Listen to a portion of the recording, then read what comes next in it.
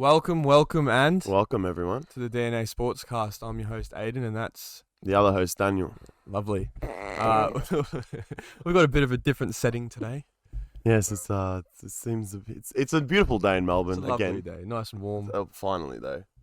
Finally, again. It's been up and down recently, Raining so the last it's been week. hard to record. But I mean, I think we're got a nice, stint of weather now, and it's great. We can do it outside again, and it's been Beautiful. It's great, just like the last game week in terms of results, I believe, for most of us great anyway. For some teams, But some teams being two of the top six I think got good results. in Actually, terms, arguably, 3 of the top 6 got good results.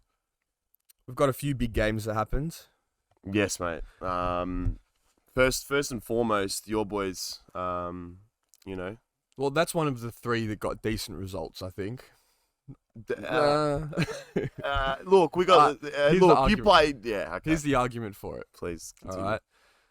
Last time we played Fulham, we lost 2-1, and now we've drawn 0-0. It's Improvements and progress. improvement. It's progress. Progress is progress. Okay, continue. 300 million spent, you still draw to Fulham? Well, we lost to Fulham last time, so... Fulham spent a lot of money too. Let's not forget that as well. I'll tell you what, that Palhinha, unreal. He's The a bit. midfielder, He's a bit of a so good. baller. He's a bit of a baller, a big baller. I think you put in the similar shift to Enzo, and they Yeah. How much did they pay for Paulinho versus you guys with Enzo?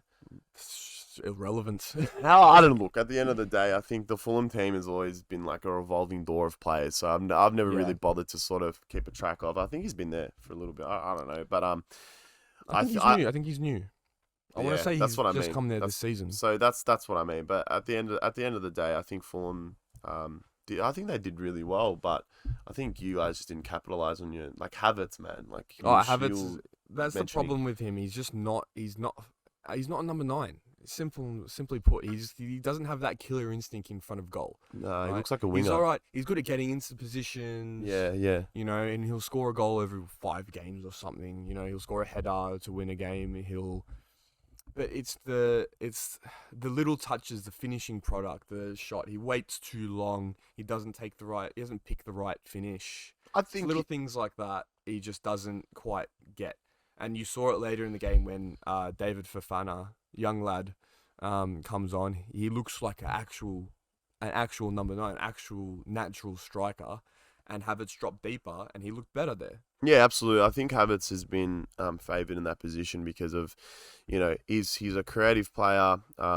He's very good on the ball, or can be, but I think his finishing can be a lot better. And I think compared to everyone else, like you said, you had to put on Fofana to sort of help and try and capitalise. So he almost scored. You guys are struggling in that position as well at the moment, I see. But yeah, I still feel like previously Chelsea have definitely tried to force him in that position. Yeah, because it's simply because we haven't had a proper striker to take that position. It was meant to be Aubameyang, but that's not working out. And it was meant to be Lukaku. That didn't work It out. must be That Morata. 100 million should have been for Declan Rice, by the way. Been saying this for a long time. It needs Yeah, to, honestly. It should have been Morata. There hasn't been a good striker there since Giroud. Yeah, Honestly, Giroud was criminally underrated. I agree, because his name didn't really pop up in mind, but really he was an instrumental part to that Champions League win, same as a lot of other players that have sort of fallen under the radar recently. Even that Champions League final, that's where Havertz played striker role and he scored the goal. Well, there you go. So it was just luck. One in 5 games, and it happened to be a Champions League final. Now he's living off that goal. Yeah, but you saw we saw Havertz at the World Cup, and he didn't look too happy to be playing for Germany. I think he's definitely another confidence player, just like Jadon Sancho. It's a confidence player where if mentally they're not, all there in terms of the standard that's needed to really be able to take on the Premier League, which I'm sure a lot of people, not saying they can't handle it, but the pressure, becomes immense and it starts impacting how you play. And I think that Havertz is that sort of player too. And I think he can definitely have a lot of individual efforts, but I still feel like he feeds off of people and players around him as well. Yeah, I think he has been a bit hard done by the criticism because he's not actually meant to be a number 9. He's just filling in that role. Yeah, yeah. But at the end of the day, he should still be doing better than he's doing, if that makes sense. Oh, absolutely. Like, No. I don't think like you said, you expect him to score a goal every 5 games, like. that's what he does. That's what he does, but that's not he good. should be scoring more. Simply, that's not good enough. It's just not good enough. I mean, if you're playing 40 games and you're only scoring 9 goals a season, man, like, I don't know, like, as a player of his quality, it's not. No, I don't believe that's good enough. For me, good on him for filling in there, for sticking in there, because he's copping a lot of shit as well. He is. I think you sort of we spoke about it earlier. I think Mount is sort of falling under the radar in terms of his performances too. Yeah, he's been. Yeah. I got. It's tough for me to give Havertz and Mount, especially Mount, criticism because he's probably my favorite player. But you have to give it to him now. He's very, very stinky performances this year. He's had, I think, 1 goal involvement in the last 9 games. That's disgraceful. Like that. That's not good. It's not good. But it just goes to show why your output is the way it is. To play devil's advocate, though, no one's been playing very well at all. The whole team's been stinky. I think the only player in Chelsea that I think has been actually performing is Thiago Silva. Oh, bro, he's always been performing, eh? Oh, yeah. He's just always been performing. I don't think he's ever not having a good game. Yeah. But anyway, I think now that Felix's suspension is over, and we've got a bunch more signings in, I think it's time for Havertz and Mount to both have a little bit of a spell on the sidelines. Yeah, for sure. I agree, and let's give like Fofana a chance. And other younger players to come. Look. I don't know what's going on with Sterling though. Sterling and his involvement. He got a little injury, but it'll be interesting to see if he comes back into the starting lineup or not. He had an injury. He came back a little bit against Fulham. He came off the bench. He had 1 shot that was never really going in, caught by the keeper. It'll be interesting to see what Potter thinks our strongest lineup is if everyone's fit. Because you got Mudryk, Sterling, Felix, Havertz, Madueke. You've got a lot in your Ziyech, Pulisic. Who starts? And then you've got Nkunku coming next season as well. Yeah. Who starts? I don't know who starts. You've got to offload some players like you were going to do with Ziyech, but that's another story, that one. Aubameyang and Ziyech should leave. I think Ziyech wants to leave. Aubameyang, I don't see Aubameyang wanting to be anywhere. Apart from he wants to be in Barcelona, but then play in England and then holiday in fucking. I don't get him. It's just another guy spoiled by choice, and I don't think it's worth looking too much into. I think it's more worth looking into why you guys acquired him. Like I said, I didn't like we mentioned. There was other options. There was 100% other options at the time. Apparently, an option was Ronaldo. And they didn't take it. So I think out of all the options on the market, you want like a Osimhen. Yeah. But if it seemed like they were choosing between Ronaldo and Aubameyang, and of those 2 options, it's Ronaldo. Come on, it was Tommy Tuchel wanted Aubameyang, and that was a rough call. Yes. Very rough call. Yes. Look, I don't know. Some managers see things in players that we don't, and sometimes it works, sometimes it doesn't, and obviously it didn't work for either of them. Maybe if Tuchel stayed there, Aubameyang would have a smile on his face and be playing more, but... Nah, well, I think it's lack of professionalism. You saw there was glimpses of it at Arsenal as well, as captain, and then that was it. He didn't show up to training, he forced his move to Barca. I would never be... If I was United, if United were in bed with someone like that, in terms of before the fact, I'd be doing everything in my power to say, no, like, we need to stop this. You can't let a character like this in our dressing room, because it's proven that previously, you can't mix well with some players. Well, the management, you can't even listen to his coach, so. Yeah. And Arteta has literally said there was like 5, 6, 7 different occasions where he's questioned him about being late, and Alba just gives him a fucking stupid excuse, and it's just like, what you because you're a superstar that you're above the team, you're above the coach, you're above the club. Like, why would you want a player like that? Yeah, I don't know. So it's I think this summer, Devil's advocate was Ronaldo's similar attitude. I think previously he has had bust-ins, but it's more about this because it was for the success of the team. It's not for him. It wasn't for himself. It is. The team's success is his success. So, I mean, like, at the end of the day, I guess, it's a different sort of selfishness that I think. At least it's directed towards football, whereas Aubameyang is directed towards Lamborghinis, So it's true. Gold Lamborghinis. Lovely, what colour's beautiful your raps. Lambo? Yeah, bro. It's like, oh, you won Ballon d'Or. Have you seen my gold? My gold Lambo at the back, bro. Far out. Your Ballon d'Or's made of gold. My Lambo's made of gold, brother. So it's like, it's just a matter of priorities, I guess, at that point. With selections, I think you guys really needed a striker, and there really isn't much out there on the market. Now there's big one, big man, Victor Osimhen. Oh, bro, I think have you seen? Everyone wants him. I saw a video, a pic of Igalo presenting him with a United kit. So really, Igalo, when he came from Watford, he was. I loved him. He's like the definition of a lone player. Why you shouldn't fall in love with lone players, because he showed so much hunger when he was playing, and he was just such a great player. But anyway, all I was trying to say is that he's got, I believe, the Nigerian, right? I think so, yeah. Nigerian, anyway. And so they've got that connection between Osimhen and Igalo, and I believe Igalo will be trying to. Hopefully, he's going to be agent Igalo and try and convince him to come to United because Igalo's going to have his choice. I think he'll have an offer from United. He'll probably have an offer from Chelsea. Osimhen. Yeah. I don't know depends if Kane stays at Tottenham. Tottenham are not going to get their hands on him. No, but if Kane leaves.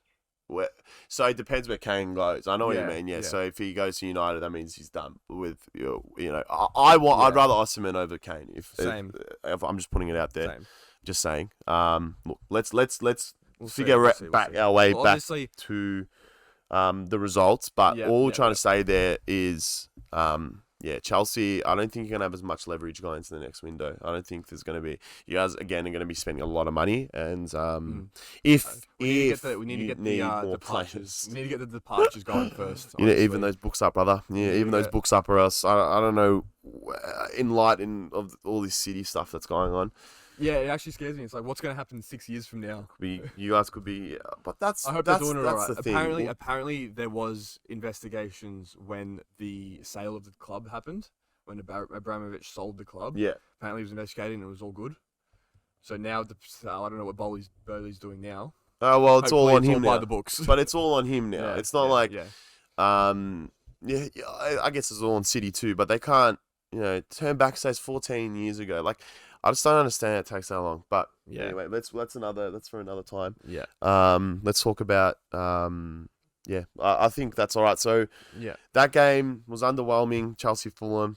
Not underwhelming, sorry, but from Chelsea's point of view, you guys did play progress sort of well, but we'll see when Felix comes back. Hopefully, he plays up top instead of Havertz, or maybe he plays up top, Havertz plays a bit deeper. And then you've got, Mudryk and Madueke on the wings. Yep. Sterling maybe. Yep. And then Mount and Havertz can have a rest. That's right. We're talking about Sterling. Yeah. And his involvement in the squad. And I don't know, man. I got this feeling that he hasn't been given enough time. And I think next game after that, I don't know. I think he should start. I think he should start. If he's fit enough, I think he should, because you need to change it up again, man. We're getting a few. We'll talk about that when we get into next episode, when we do predictions. But we are getting a few players back from injury now. Reece James, Ben Chilwell, Kovacic, Sterling. They're all starting to find their fitness again. So I think Kante is actually close as well.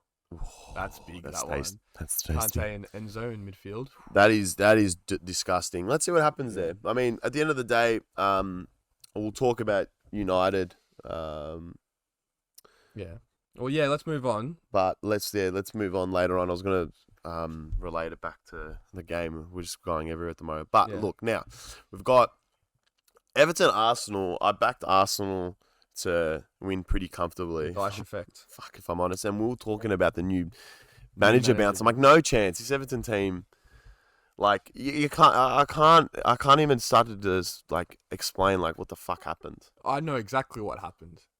Lampard and Dyche are two completely different managers. Yeah. See, here's the thing about Lampard. Look at where Lampard's been. He was at Derby, right, which is one of the not the best, but one of the better teams in the Championship, right? He played a 4-3-3. That's when Mount was there, and they played pretty well. Right? They played good football, yada, yada, yada. Then he moved to Chelsea, 4-3-3, played like proper football. He's trying to play as if like Pep, like Klopp. It was like a level up. Like they're the top. And he got away with it at Derby because they're one of the better teams in the Championship. He got away with it at Chelsea because they're one of the better teams in the Premier League. But then he went to Everton, tried to do the same thing, right? And the players aren't good enough. So he's trying to play like City with Everton players, with Dominic Calvert-Lewin and Iwobi, who are like the better ones of the team. And it just doesn't... It's not the same. It doesn't work. And now Dyche's come in. He's set up a 4-5-1 pretty much. And they just sat back, defended. He took Damari Gray, who I think has been one of their best players, off. Benched him. McNeil's on. Sit back. A proper left midfielder, not a left winger. They sat back. They just defend. Can't keep getting away with this, Sean Dyche. You can't keep getting away with this. And then two Burnley players. McNeil assists Tarkovsky. Honestly, it's the Dyche. How does he do it? I don't know if it's a new manager bounce or just the Dyche effect. He's going to keep them up as well. It's different. How does he do it, bro? That Burnley team, I swear, had a net spend of like negative fucking 400 million, bro. I'm not even joking. And he still kept that team up for so long. And then, obviously, dude, like, how much can this guy do? You can only run uphill for so long, Well, look, I don't think he's ever going to manage a top four side, but he just keeps teams up. Yeah, he's got a great, I don't know, man. Like I said about that uphill analogy, I think he's just got great quads and great calves and just knows how to run up a hill, man. He has that great glute power. I don't know, man. Like, Shawnee, yeah, he's going to become a fucking cult hero. So, he probably is already that at Burnley. They love him there. They still would, 100%. Doesn't matter what happened. They all know it wasn't because of him. And now that he's at Everton, I think you're right. I think he's just better matched up with players of that quality. Yeah. Of that quality, for sure. And then you're right, you're bang on in that. That is perfect. I think Lampard is a lot better with better quality. A lot better, but that's the type of manager he wanted to be. He can translate what he wants to do on the pitch better with better players. Obviously, that's a given. So whether that makes you a better manager or a worse one, I don't know. Well, think about this. Dyche in his first training session got them to do the beep test.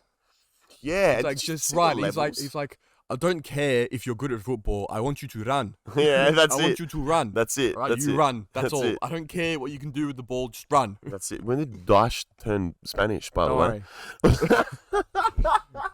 I don't even... Don't worry. I went off on a real... You're supposed to be talking like this, you know what I mean? Like, I don't care what you can do with the ball. All right? I don't care how many keep-ups you can do. All right? I don't care if you can do a fucking rainbow flick. I want you to run. That bloody stupid tiki-taka crap. Just hoof the fucking thing, mate. That's all he is. I don't want you to pass the ball. I want you to run. Right, leave the ball and run. In the game, don't even touch the ball. Don't worry about the ball.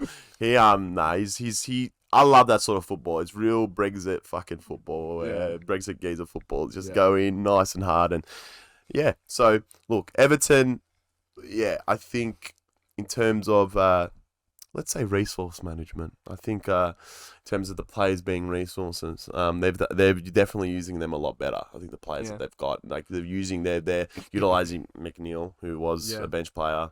I mean, they wanted. I just found it funny. Just quickly, Tarkovsky ends up making the move to Everton, and then Dyche just comes through. Same as like those boys. Yeah. It's like I don't know. It's like those boys knew that. I don't know. Under Lamp, I don't know if they thought about the whole Lamps thing, but it's like they knew that they had to go to a team where their quality they wouldn't be outshone. You know what I mean? And if you got from a Burnley to an Everton, you're thinking it's a step up, but really. Now it's not. And I think they might have. I'm saying these players may have known that Everton, even though they were doing bad last season, everyone thought it was just like a single season thing. I think players even knew, like, nah, this Everton team, like in terms of look at their squad, it's concerning. Even now, it's still concerning. You know, so Everton. Definitely have lost their quite like in terms of their stature in the league. Definitely, it's gone. Like they're not top 6 side anymore. No chance. No chance. And I grew up David Moyes' Everton top 4. We were trying to break the top 4 all the time. That Everton team, and they always just kept constantly coming at teams, always, and they never gave up. And it's sad to. I'm not gonna say it's sad to see, but I hope they get a result against Liverpool on the weekend. We'll talk about that later. Yeah, you can see with their in January, they were trying to get Conor Gallagher on deadline day. I think they were going to pay like 50 mil for him or something. Honestly, at the time, I probably would have too, being them. But I think Gallagher wanted to stay anyways. But Gallagher's the type of player that will just run. That's the Dyche way, right? He just runs for 90 minutes, doesn't stop.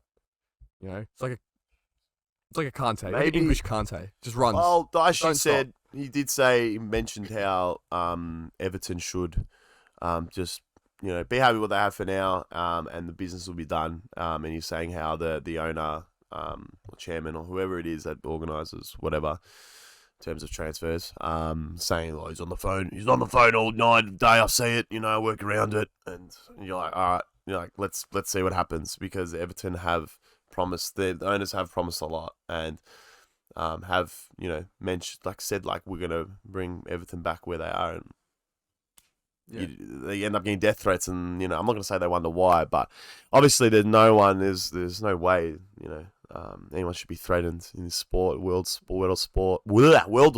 But I don't know, man. You're sort of, the owners are definitely capitalizing on the name of the club, the good name of the club, and same as the United owners. But anyway, that's another issue again. Speaking of United, let's move on to that game. So United Palace. I didn't think Palace would be in the game as much. But they were. They were just around, and they didn't really go away. But I feel like we still played pretty decently well. I remember it was 1-1. Sorry, what am I saying? Was it? No. That's bro. All of these fixtures are all wrong. I mean, are all so mixed up at the moment. It was 2-0, and then they scored right at the end. It was 2-1. It was 2-1. Dude, these games have been. Then we've got Leeds twice. Anyway. Yeah. So yeah, like I said, I think I think that game definitely showed some sort of cracks in terms of our midfield because of what happened. Let me just have a look quickly, because in terms of what happened with Casemiro, definite red card. That was quite interesting. I must admit, that was pretty silly from his point of view. I mean, it's just a known thing. If you put your hands up around someone's neck, it's a red card. I flash back to a City-Chelsea game years and years ago, where a little bit of a brawl broke out. And then I think it was Fernandinho. Comes, puts his hands up like this at Fabregas's neck and starts pushing him. Puts his hands to his neck, starts pushing him, and Fabregas is just standing there, like, just walking backwards. A few seconds later, red card, Fernandinho, you're out. It's a known thing. If you put your hands up like that, Jorginho or Fernandinho? Fernandinho had his hands up to Fabregas. Yeah. No, I get you. And it's just a known thing. If you put your hands up like that on someone's neck, it's a red card 10 times out of 10. Head, that's it. You're done. Like, that's it. There's nothing more to it. And I don't know. That was his first red card of his club career as well, which is funny. First red card of his club career, so he's copped it for Brazil. Surprised. But that's the first. I don't know. That's something I read. Surprised he didn't get one at Real Madrid. Well, the player he is. You're right, but I don't know. I think because he was used to winning all the time, and I think at that point we were feeling the pressure a bit in that game. We were there.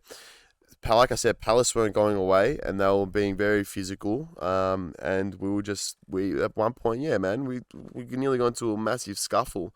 Yeah. By the way, I need to outline somebody who has been playing like a fucking machine the last few weeks. Machine, and no one's mentioned it. It's fucking Bruno Fernandes. This guy, I don't care what you say. I don't care what anyone says right now. Yeah. This guy, the way he finds, the paths for his balls that he puts in is ridiculous. Like, I don't care. Off the ball, he may be pretty 50-50. His defensive work rate, yeah, sure, it can improve. But in saying that, he's our CM. He's not our DM. So in saying that, he's essentially got Jorginho's role in a sense, but he's so much more creative. He wins the ball back so much more. Like, I can't tell you how much offensive pressure this Bruno guy puts on. Like, I can't. With Vout there as well, we look very strong in that final third, like keeping the ball there. Yeah. But just the finishing, bro. It's like it's just so frustrating. So frustrating to watch. We could have scored more against Palace as well. But I've got to say, Bruno, scored a goal as well, and he was just. Oh, bro, I just love watching him play, really, and I think credits goes to Casemiro coming in as well. Casemiro has 100% allowed him to do that. Casemiro's changed the whole team. We've been asking for a midfielder like this for 5 years, Yeah, easy. So everyone knows that's exactly what you needed, and you got it. You got one of the best in the world. The best. And everyone thought, oh, Real Madrid's just letting him go because he's past it now.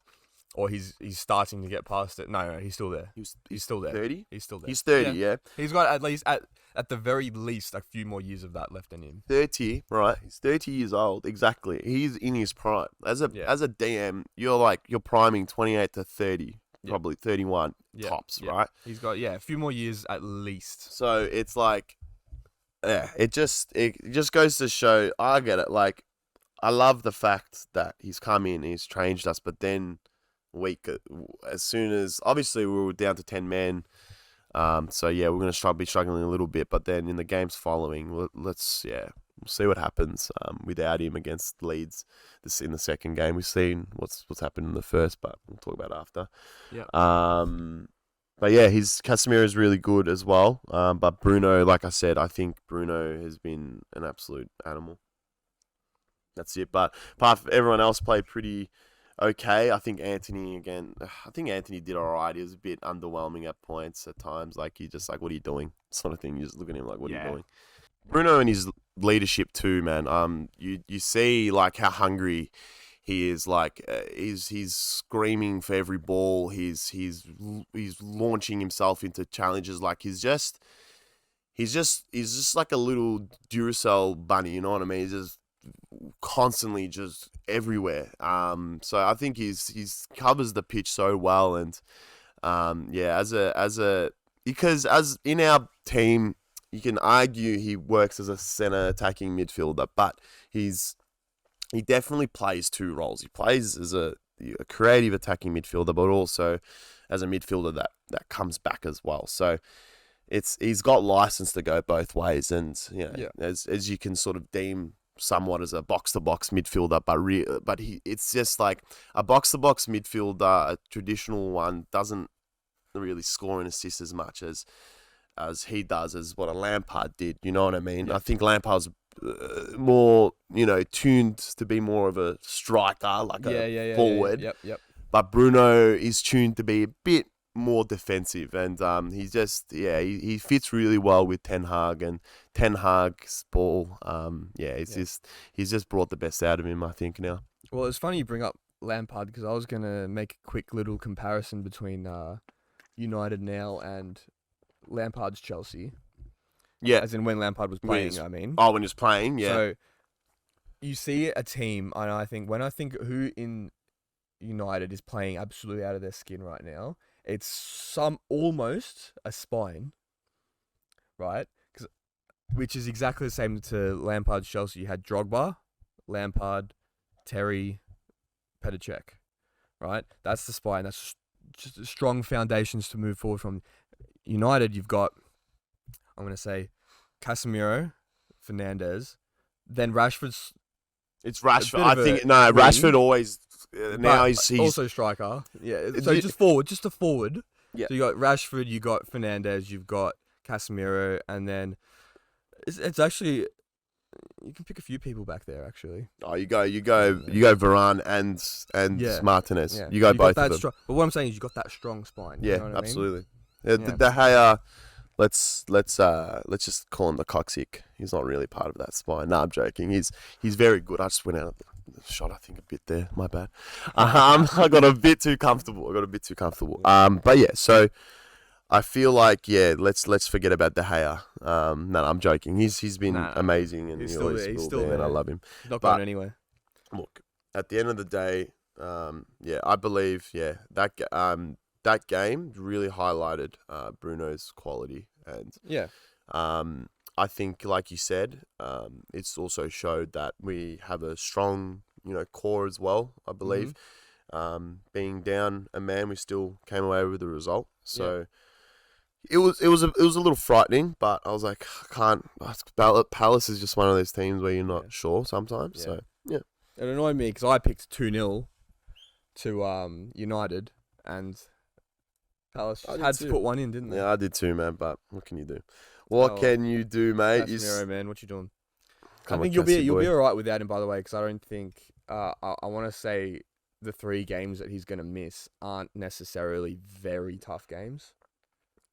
I believe Well, there was that Leeds one. Leeds. as well. Oh, it's Leeds twice. There was that Leeds one where he wasn't playing, and we definitely felt his presence. Yeah. In terms of You the turned lack it of. around. You turned it around in the second half, so I think you'll take that momentum into the next game as well. Yeah, I I think you should win that. And then I don't know who your last game's against, but I'm pretty sure it's not the toughest game ever. last game. The next nah, game man, after I that. think it's important. Who are you playing? Let me have a look for you. Just give me a second, because my memory is not serving me at the moment. You're pressing the Yeah, wrong I get buttons, it. Leeds. I'm not pressing any wrong buttons, bro. We got Leicester in the league, but bro. Yeah, you'll be right. Casemiro is And just you've getting got rested Barcelona, for the Barcelona game. Yeah, you got Barcelona on either side of that, and he'll play both of them. So I think you'll be right. Let's see. You'll be fine. Let's see how we go. You'll be fine. I And hope yeah, so. we've got a Champions League and Europa League returning very soon. I'm Yeah. excited. I'm not really, if I'm honest. Europa Nah. League doesn't really get me going. I We've got mean, Barcelona though, big games. we'll beat Barcelona. I don't know. We'll beat Barcelona's Barcelona. Xavi's got Barcelona firing well lately. Yeah, but that Barcelona is not the Barcelona we know. Come on, man. No. It's just But not. neither is the Real Madrid. Neither is the. We grew up with Messi and Ronaldo at each team. There's no beating that in any But- time in the near future. Yeah, but I think the Real Madrid now is definitely better than Barcelona now. Well, Barcelona just beat them. I don't care. Doesn't matter. No, that doesn't matter. No, yeah, Honestly, yeah, results don't really. I'm looking at it in terms of from a season point of view. Let's see if Barcelona end up running Pretty away sure with Barcelona end up 5 points clear at the top. it. Yeah, like I said, let's see how that all goes. In regards to the results, and see if they stay consistent. Because I don't think that. Yeah. Anyway, it doesn't matter. I hope we get the shit Barcelona. That day for sure. Well, from one team that got a decent result in United, another team that got a decent result is Spurs. Yeah, man. That was Somehow- something I did not see. That is Did not. something I did not see at all, No, man. I mean, I saw them getting 1 goal because I put 3-1 to City, but Yeah. I don't know. Everyone thought, Arsenal lost. Now they're dropping off. Now City's going to take over. And just, I don't know. The footballing gods are looking over Arsenal. Point honestly. deduction. Bang. Yeah. Later. Yeah, bro. I I don't know. don't know. I didn't actually watch much of that game. I just saw. At that point, it Kane's was the news goal. didn't even come out.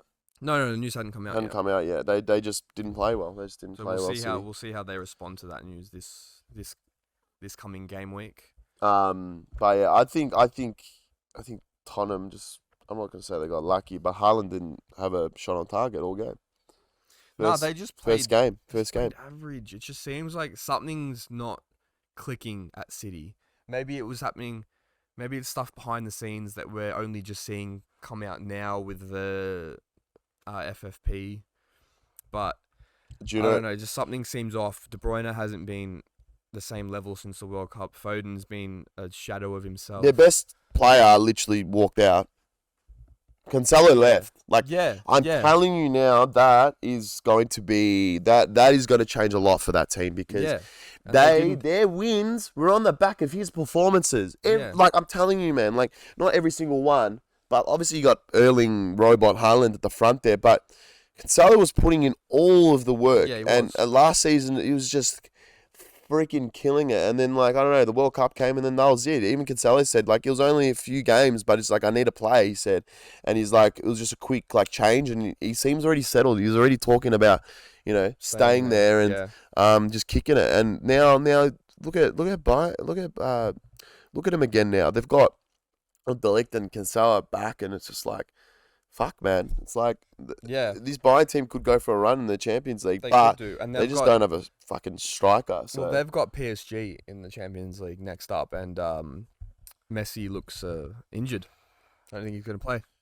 Yeah, well, I don't really need him anyway, do they? Nah, but I don't know. Other than PSG's front three, we're going on a bit of a tangent here, but other than PSG's front three, and maybe Marquinhos, Donnarumma, there's not that many great players. Hakimi's good. Like the midfield, for me, PSG's midfield, Verratti's good. I don't really see any, like, who else is good? Can you even name me their midfielder? I can, but it's just Verratti like I'm talking about Premier League right now, bro. Yeah, I know. Fuck, you want me to fucking talk about La Liga? Come on, man. Give me a second. No, not La Liga, not La Liga, fucking Ligue 1. So you're getting me all fucked up, man. Separate note. Ligue 1, I actually think, is one of the best league for Premier League teams buying players. Like, as much of a farmers league as you could say they are, they actually, a lot of their players will translate very well to the Premier League. Yeah, sure, but I mean, I'm looking at this team now, and like you said, yeah, there's definitely quality here. It's just they don't, like, we're talking about that core like before, like they don't have that. I think I just don't think they've got enough quality in the midfield. Well, you don't even have Neymar starting in this 11 though. You know what I mean? I mean, you don't have Neymar or Mbappe, so don't worry about that 11. Yeah, that's what I'm saying. I don't want to. So I don't like looking at this shit. I don't. That's why PSG. I know what I'm going to get when I come across them. I know who they're going to play. That 11, I didn't even recognize who they've been playing with.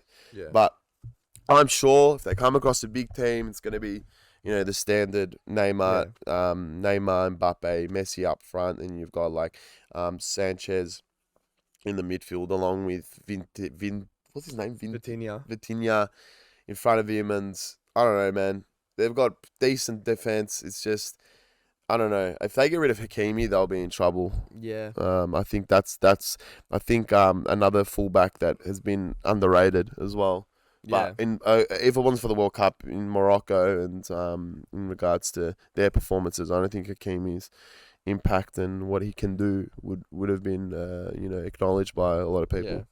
Anyways, yeah, as you can see, since we tried talking about City and went off in this huge tangent, I just can't be bothered with this team right now, bro. City's just a mess. It's crazy to say they're a mess, but they're still doing so well. They've literally got Haaland breaking records already. He's already got more goals than last season's Golden Boot winners. So I don't know. They're an odd team to talk about because they're doing so well yet so shit. Yeah, I don't know. It's weird. There's definitely aspects they can improve on. They're a victim of their own standards. They shouldn't. Exactly right. They shouldn't be in the position they're in, but they are. And that's which I don't know. I don't know what happened with that. That's it. I don't know what happened in terms of management and the players and the coach. I don't know what Pep did, but I don't know. Maybe Cancelo saw this coming. Maybe saw what was happening coming. Yeah. Maybe saw it, like there was news, there was murmurs about it. He's like, fuck this, I want to be away from this. I don't want to be attached to this club. I don't know. Yeah. I don't know why you'd want to be attached to that club in the first place. But I'm surprised we didn't see it coming. He wasn't playing, even though he was. I thought he was injured, but apparently he came back and then he just wasn't playing. I don't know. There's just something's wrong there. It's hard to pinpoint exactly what. Just their big players aren't performing when it matters most. Yeah, I think like I said, I think Bernardo Silva's sort of dropping off too. There De was a Bruyne. point where Pep was talking about Bernardo Silva like he was the best in the world. He's, Messi-esque. And then, but he did that for one season. He dropped off. Around Euro time, yeah. Yeah. That's he was though. He wasn't. I don't say Messi-esque. I don't know what the fuck he's saying that for, but Pep said that. yeah, that's what I mean. I don't know why he's saying that for. Yeah. I mean, you literally train Messi. I don't get why there's a comparison because they're not the same. Anyway, nowhere near the same. Nah. But you're right. I think the players that were standing up strong last season, this season aren't so much. I think they got too comfortable with Haaland. I don't know. Yeah. Anyways, we've got, I think, one more game to talk about. Yeah, I think we'll worry about One the other more. ones. At the end of the day, we want to see where the results. Fuck, man.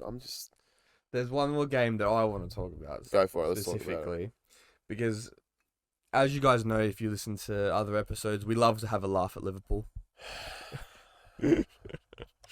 We love it's such a norm now. I don't even think about that result. 3-0. Brother. 3-0.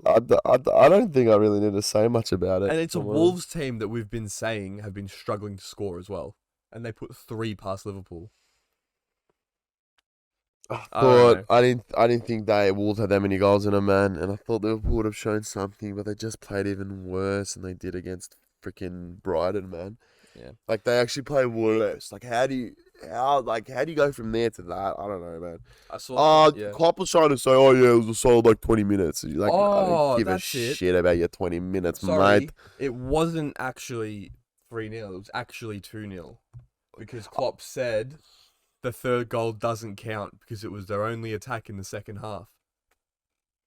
This guy, I don't know what's going on. Something's losing his marbles. Like, oh my God, I do know he's I believe he lost his mum. Yeah, it was last year. Was it last year? Yeah, it was last year. But I don't know. There's things going off the rails for this guy. He's just. No, I don't think it's anything to do with that. I think it's just you gotta accept the fact that all good things come to an end. Yeah, as your man Ten Hag said. Eras come to an end, exactly. 9 Hag. 8 Hag is 7 Hag, 6. 21 Hag. 21. 21. 21's coming, I'm telling you. But I don't want to get too excited yet. Yeah, I don't know. Things come to an end. Maybe he needs to leave. Maybe. You know what? I actually think.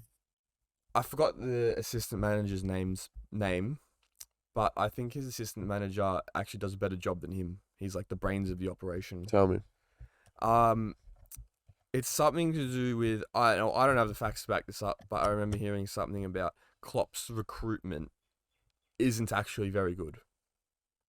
Something about he's the one that wanted to bring Oxlade-Chamberlain or something like that. And then all of your Salah, your Mane, that was all the recruitment stuff. Nothing to do with Klopp. Ox wasn't bad at Arsenal. He needed Liverpool was struggling, and I think they were both in pretty similar.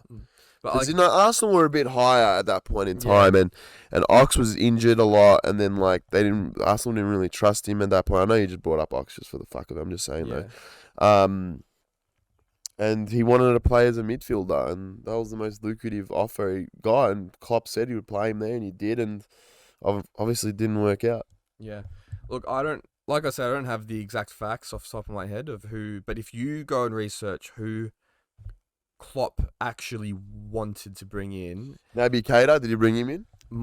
Might be him as well. I wouldn't be surprised. I wouldn't be surprised if that's the sort of. And you look at who the recruitment staff, the assistant manager, all them who they've brought in. It's night and day between those two. Absolutely, it is. Absolutely, it would be. I mean, I think the comparisons between Klopp and Sir Alex are soon dissipated very quickly. Oh yeah, very quickly. The recruitment's just off. Like your midfield needs. Here's the thing about rebuilds. Right, and it's one thing getting to the top, and it's another thing staying at the top, right? And that's what you're seeing with Liverpool right now. Maybe a little bit City, but we're using Liverpool as an example. You had your big Mane, Firmino, Salah, your midfield Wijnaldum, Henderson, Fabinho. Yeah. Right, you got your big big players, you're at the top, and you're not staying at the top because you haven't invested properly. What you need to do is you need to try and you can't just buy players like Nunes, Gakpo, Keita. It's just spending a lot of money on players that aren't ready to be top players. You can't buy a replacement for Mane that might be a good replacement in 3 seasons' time. If you want to stay at the top, you need to buy someone that's going to replace. That's who Keita was supposed to be. That's what Keita was supposed to be for Wijnaldum, right? And it just didn't work. That's where the recruitment just went wrong. But since then, what other midfielders have they tried to bring in? They didn't hold on to fucking Wijnaldum long enough either. They should have signed him and extended his contract. That's when I first felt like, what's going on here at Liverpool? Like, why couldn't you hold on to Wijnaldum? It was weird to me. The only good signing that they've made, so since Klopp's era started, since the Liverpool City era started, the only player that Liverpool have signed to actually break into their 11 and actually be really good is Konate. Yeah, goddamn. Other than that, I got nothing. Jota showed a little bit, not quite there. Yeah, he's injury prone. Diaz showed a little bit, not quite there. Nunes and Gakpo, not it. Keita, not it. I can't even. Well, at the end of the day, I think you're right. You hit the nail on the head. I think the Gakpo signing is another indication of the nature of how midfielders. Why are you buying Gakpo? Klopp recruits and exactly. I don't know why. And the goal contributions he's had is nil since he's been signed. So, I don't know, maybe Liverpool and so I know Liverpool and United are both looking to sell the club. Yeah, for sure. But so maybe they're not committing to any big money moves until that happens. I don't know whether it's a majority or minority stake with Liverpool. With United, it's definitely a minority stake. It's not a majority stake. So yeah. So I think you're right, but maybe scumbag Glazers are still going to have power. It's just a little less. Maybe Liverpool just don't want to commit to a big money signings like Bellingham or something. But they've got a wage structure. So they've got, which they've been pretty open about in regards to the re-signings of Salah. I'm telling you now, they picked between Salah and Mane.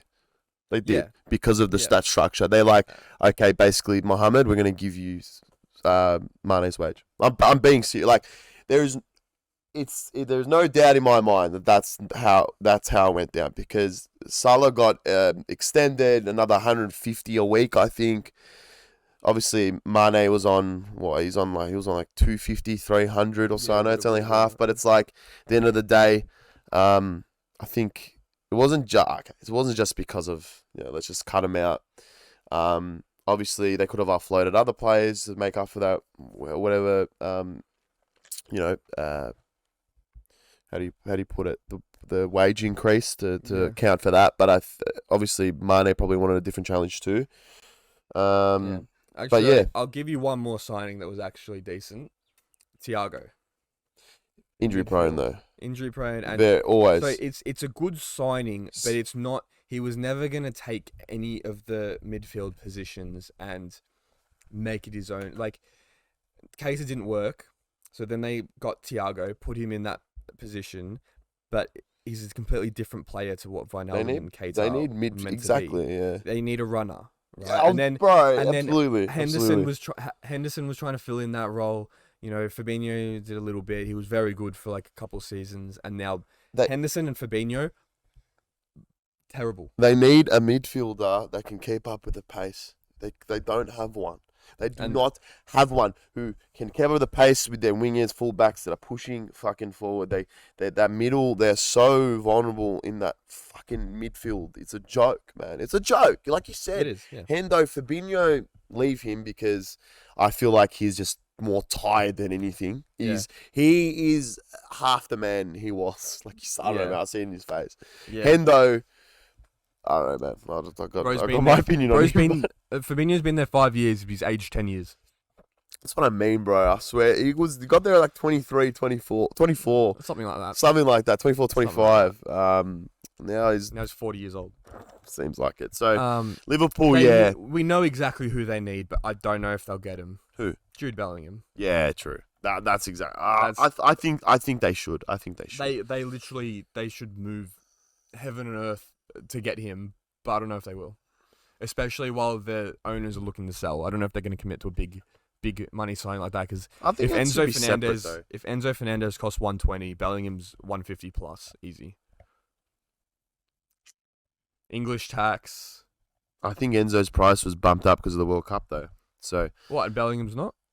why would it be? He didn't Bellingham win a had World Cup, did he? Bellingham had a good, He didn't win he a had World good Cup, World did he? Cup, and he's English. But he won a World Cup, and that's all I can English say. World Cup tax and English tax. English tax is bigger. But you still got guys like Well, so how much you do you still reckon got guys Bellingham like costs? your owner who who decide that they're just gonna splash whatever money down on whoever it is. Doesn't matter what national he is. You know what I mean? And that's why Yeah, Enzo was yeah. bought for that much, and that's why I feel like in Chelsea's eyes, yeah, he's worth 150, Yeah. but not other clubs. Oh, so how much is Bellingham worth to Liverpool? To Liverpool, 200. no, not at all. Because you really needed Enzo, and they really do need a midfielder. But I still How? All right. feel like Liverpool still have better that before that midfield signing. I still feel like Liverpool. Like I said this too. I thought Liverpool bounced back quicker than Chelsea, and I still Yeah, feel like that's the case. And I still feel like that's the I case. don't get it. I don't see it. I don't know. I know I've heard multiple people say that, and I don't get it. I just feel Maybe like maybe that's it's the because I'm a case. Chelsea fan and I'm a bit biased, but Maybe, but I just don't see it. I don't know, man. I thought Liverpool would, at the time in which they started getting worse, they would get better, but they just got worse. So I don't know, man. I don't know. I just like, obviously I don't have a crystal ball or anything like that, but Alright. when it comes to Chelsea, I know you guys have a history of fast bounce backs, but it's different ownership now. So let's see what happens. Yeah. All right. Give me a number. Next window. Dortmund put a price tag on Bellingham. What's the number? 130. 130. 130, I think, but they Okay. won't get it. They won't get it. It'll go to like 115. I Yeah? reckon. Yeah. I think so. I think we understand what the market's like now. There's going to be asking prices, and then they're just obviously it's just like a natural negotiation, Whereas back in the day, though, with footballers, like it was just like you knew their value. You went to approach the club, be like, this is their value. They've got X amount left in their contract. Here's that to settle that size of things, and that's it. But now it's like, yeah, you've got so many other things to consider in terms of. Like I said, it was just about quality then, but now it's just like, the accomplishments and like, what they can bring to a team, and also like, where has your team, like, where has the club that's interested, where is their club qualified? And like that, if that affects the market too, because players aren't going to want to move to a United who's in Europa League football. This is assuming that we don't finish top 4 this season. You know what I mean? Let's say we drop out of the top 4, knock on wood for the love of Christ. Yeah. We drop out of the top 4. We end up going from potential Champions League, qualification to nothing. And then that 115, 120 estimate for me, for United, becomes the 150 that you guys would be willing to pay. Yeah. That's what It's I true. feel. That's what I feel how the market sort of goes. That's the factors that come in these days is how important is he to the team he's at? So how willing are they to let him go? Yep. How much does the team that's buying him need them? Are they coming off a World Cup or a Euros performance? Are they English? Yeah. Like As long as they've got like 3 syllables in their name, they're going to be worth over 100 mil, Yeah. Look, Lukaku. bro, Ronaldo. that's Lukaku. Don't get me started, cuss. Lukaku, if you look at the top 10 transfers of Premier League history, Lukaku's in there twice. Yeah, that's pretty nuts. Yeah, for us and you guys. Bros, both if our you... clubs. Oh, That just goes to show. outstanding That just living. goes to show the nature of the market and when you need somebody. And Lukaku, when we signed him, there were not talks. There were arguments about who was better between Lukaku and Morata. And Morata went for like a bit less. He went for like 20 less. I remember to you guys. Yeah. But like, that's what I mean. Like, it just depends on the club's position, like you said. And also, yeah, what the importance their position, like a striker, has on that team. Like, you're not going to be paying 70 mil for a fullback because they're not going to win your leagues individually. Yeah. Well, anyways, Liverpool need a lot of work. I don't know. I don't think they're going to sack Klopp. I don't see them sacking Klopp. No, I I don't see think that for either. Klopp, it's He'll leave before he'll anything. leave before he gets sacked. He Yeah. won't get sacked. I don't know what needs to happen. The only obvious part is they need a midfielder, or they just need midfield rejuvenation. Yeah, You know? I think one solid one in there, and you'll see it with Chelsea now too. It will allow your midfielders to just relax a bit more, and especially the sort of midfielders they are too. They can, like Enzo can, like you saw against Fulham, he can go both sides of the pitch. So like he can sort of do two roles, and Yeah. so in saying that, sort of like as he's, maybe he's holding the midfield, and where.